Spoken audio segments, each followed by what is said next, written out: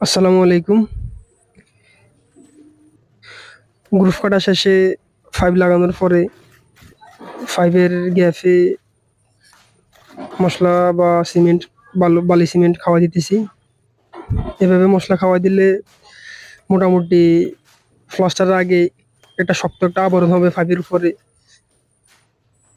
ফ্লাস্টারের সময় এখানে আর লুজ হবে না বা ফ্লাস্টার পড়ে যাবে না, পড়ে যাওয়ার ভয় থাকবে না বা রাজমিস্ত্রিদের কষ্ট হবে না ফ্লাস্টার করতে।